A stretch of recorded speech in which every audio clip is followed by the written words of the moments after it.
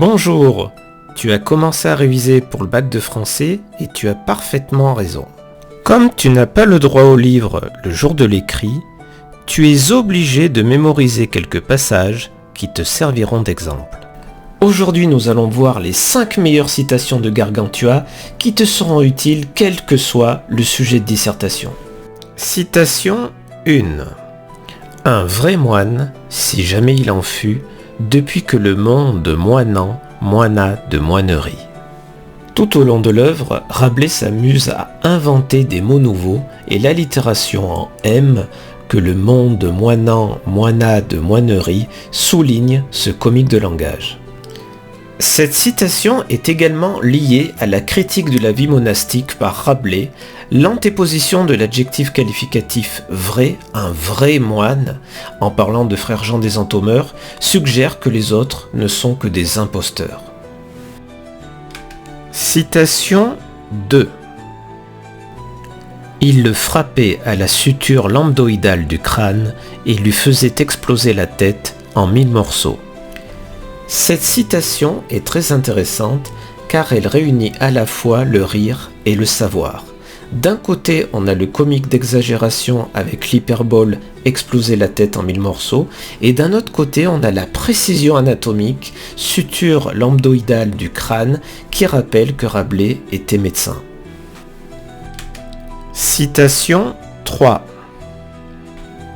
On apportait les cartes, non pour jouer, mais pour apprendre 1000 petites choses intéressantes. Gargantua propose toute une réflexion sur l'acquisition du savoir, c'est-à-dire l'éducation et l'enseignement, avec des exemples pédagogiques tout à fait novateurs comme les cartes à jouer pour apprendre l'arithmétique.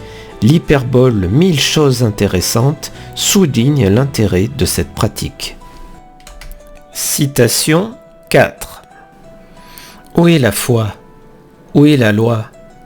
Où est la raison ? Où est l'humanité ?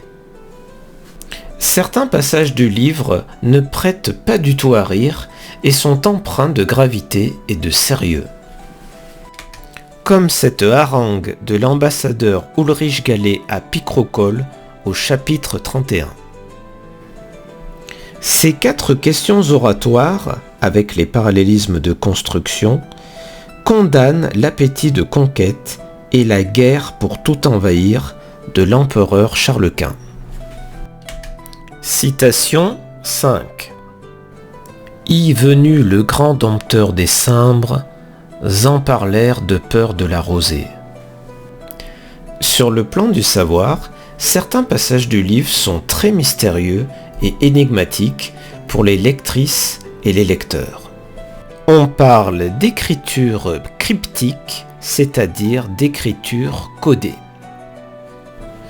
Et c'est justement à nous de déchiffrer les énigmes du livre, de bâtir notre propre savoir, de rompre l'os pour atteindre la substantifique moelle.